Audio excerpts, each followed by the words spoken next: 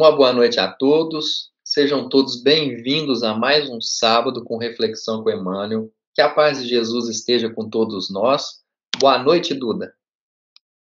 Boa noite, André. Boa noite a todos. Sejam todos muito bem-vindos a esse momento que o Centro Espírita Luiz Gonzaga de Luminares proporciona a todos nós.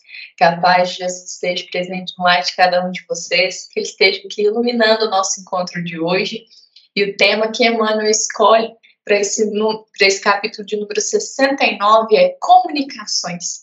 O versículo que vai embasar nossa reflexão hoje é: amados, não creiais a todo espírito, mas provai se os espíritos são de Deus. É uma carta de Paulo a João, capítulo 4, versículo 1. Esse versículo foi retirado dos falsos profetas, como disse uma carta que Paulo escreveu a João, e ele está nos alertando a respeito dos falsos profetas que desde muitos tempos, tem levantado no mundo, e a gente sabe que isso é uma realidade até hoje. Mas ele diz o seguinte, para que nós não nos preocupemos, porque quem é de Deus reconhece aqui que Jesus veio e fala de Deus. André, o que Emmanuel vai trazer a respeito desse versículo aqui hoje? Emmanuel fala o seguinte, na verdade ele nos orienta para que nos atentamos qual que é a intenção que nós temos para solicitar uma comunicação com o além. Qual que é o objetivo em querer essa comunicação? Porque se for por mero interesse próprio, para poder resolver nossos problemas materiais, ou até mesmo querer que os espíritos que escolham por nós o que nós vamos fazer ou deixar de fazer, isso fica uma porta muito aberta, na verdade escancarada, para a gente ser enganado e a gente sofrer com a fascinação. Porque os espíritos superiores, eles têm obrigações que não permitem que eles percam tempo, por exemplo, para poder nos ajudar a trocar de carro, arrumar namorada, arrumar namorado, trazer a pessoa amada de volta não sei quantos dias. Então, assim, os espíritos superiores, eles não têm tempo para isso, gente. Isso é coisa infantil. Então, quem que tem tempo para isso? São espíritos, digamos assim, ignorantes, espíritos malfeitores, que eles se interessam por essas coisas rasteiras, sem relevância. E é importante destacar aqui, de acordo com esse versículo, o seguinte: tudo vem de Deus. Então, assim, todos os espíritos vêm de Deus. Mas o que o Paulo está orientando João aqui é para nós percebermos que tem alguns espíritos que não são bem intencionados. Então, que é para nós buscarmos provas de que são espíritos bons, são espíritos evoluídos, que têm interesses e intuitos que são dignos. Então, como que se faz isso? É só questionar eles, que era o que Kardec fazia. Porque um espírito que é evoluído, ele não se sente ofendido de ser questionado a respeito de algo, porque ele não tem nada que esconder. Agora, um espírito que é inferior, quando você questiona ele fica nervoso. Por quê? Porque ele está próximo de ser desmascarado, porque ele está querendo aparentar uma pureza e uma evolução que ele não tem. Então, esse é o questionamento que devemos fazer para descobrirmos isso. E aí, eu quero trazer aqui uma coisa que é muito importante para entendermos a respeito da doutrina espírita, que é o seguinte: quando Kardec foi fazer a codificação da doutrina espírita, ele avaliou que ele não poderia utilizar apenas uma pessoa, apenas um médium, para poder transcrever a doutrina. Por quê? Porque uma pessoa está sujeito a errar. E ele pensou assim: então, e se eu utilizar um grupo mediúnico, um grupo de pessoas?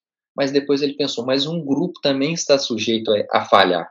E aí, essa doutrina vai estar fundada em terreno que é arenoso, que não é sólido. Então, o que ele pensou? Ele pegou e desenvolveu um método chamado Universalidade dos Ensinos. Então, o que ele fez? Vale lembrar aqui, gente, que Kardec, ele tinha o conhecimento e falava 6 idiomas. Ele falava francês, alemão, inglês, italiano, espanhol e holandês. Então, o que ele fez com esse conhecimento dele? Ele escrevia cartas com perguntas e enviava a vários grupos de diferentes lugares do mundo, para vários países, com a mesma pergunta. Às vezes ele até invertia a ordem, mas o contexto era o mesmo. Então ele mandava para a Itália uma pergunta, também mandava a mesma pergunta para a Inglaterra, lembrando que naquela época não tinha energia elétrica, então não tinha como essas pessoas terem comunicação entre elas, era impossível. Então, quando ele recebia de volta essas cartas com essas perguntas que eram feitas para esses espíritos, através desses médiums, em vários grupos espíritas, grupos mediúnicos, ele juntou essas respostas e fez um compilado. Então, ele avaliou, mas então quer dizer que quem está na Itália pensa assim, quem está na Inglaterra pensa assim, quem está na Alemanha pensa assim. Então isso aqui provém de uma mesma coisa. Não tem como eles terem noção de falar assim, o que você vai responder? Não, eu vou responder igual. Não, eles não tinham esse contato. Então isso só poderia vir de onde? Só poderia vir de Deus. Então isso é você questionar e saber identificar de onde vem, porque aquelas respostas que não tinha a ver, que não estava casando com a maioria aquelas respostas eram descartadas. Por quê? Porque ali teria poderia ter muita mistificação, digamos assim, opinião apenas de um médium, e não o ensinamento vindo da espiritualidade. E isso é que nós temos um embasamento muito forte na doutrina espírita, porque foi uma doutrina feita dessa maneira, com muita pesquisa, muito trabalho, feito de maneira muito séria. Então, quando a gente fala a respeito de comunicações com os espíritos, é esse tipo de comunicação que a gente está lidando. É com coisa séria, não é com brincadeira. Duda, qual que é o trecho que você selecionou para nós hoje? Bom, André, o versículo que eu selecionei aqui hoje para nós, Emmanuel diz assim: em virtude disso, recomendou o apóstolo que o discípulo atente, não para quem fale, mas para a essência das palavras, a fim de certificar se o visitante vem de Deus. Então, para que não haja dúvidas, né? O evangelista nos diz aqui para que nós nos atentemos aos fundos morais da mensagem que nos é trazida. Se a mensagem transmite Deus, então é de Deus. Assim, nós podemos reconhecer o espírito da verdade e o espírito do erro, que Emmanuel fala aqui hoje. Então, essa será a nossa maior segurança, pois quem não segue a Deus não vai ouvir e nem vai falar do Pai. Então, esse é o nosso discernimento, caso haja alguma dúvida a respeito da mensagem que nós recebemos. Vale estar sempre atentos, né, com essa necessidade de estar transmitindo um bom fundo moral, transmitindo as leis de Deus. Então, na semana que vem... Duda, deixa eu fazer só um apontamento aqui, que é muito válido em cima disso que você falou, que é o seguinte. Então, nós que somos espíritas, nós temos duas coisas que nos norteiam, que é muito importante para que todos saibam, que é Jesus e a doutrina codificada por Allan Kardec. Então, tudo aquilo que não condiz com o pensamento de Jesus e que também não condiz com o que Allan Kardec colocou, isso está fora da nossa doutrina. Então, isso não é, digamos assim, não é confiável, certo? Que é igual você colocou aí, para podermos reconhecer. A questão não é o nome, porque o nome, eu posso inventar um nome e falar, não, isso foi o nome de tal pessoa. Não interessa. Isso interessa o seguinte, qual que é a essência? Qual que é o fundo moral que essa mensagem traz? Pode ser um nome muito simples ou pode ser apenas 2 letras. Se essa mensagem moral traz ensinamentos de acordo com Jesus, tá feito. Isso provém de Deus, tá bom? É só para...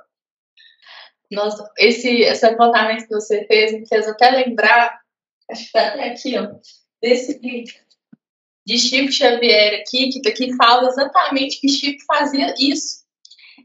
Chico, quando era questionado, que conta que ele se perguntava, isso veio de Deus? O que a doutrina fala? Falava que ele, principalmente, né, por ser espírita, buscava muito os ensinamentos sobre o que Allan Kardec falou sobre isso. Ele sempre se recorria à doutrina, embora, né, um grande conhecedor da doutrina, escreveu tantos livros, mas ele nunca perdeu essa essência de buscar realmente a resposta às informações, né? Afinal, Chico foi um grande portal de comunicações para nós espíritas aqui, né? Então ele tinha muita cautela com toda a informação que ele trazia.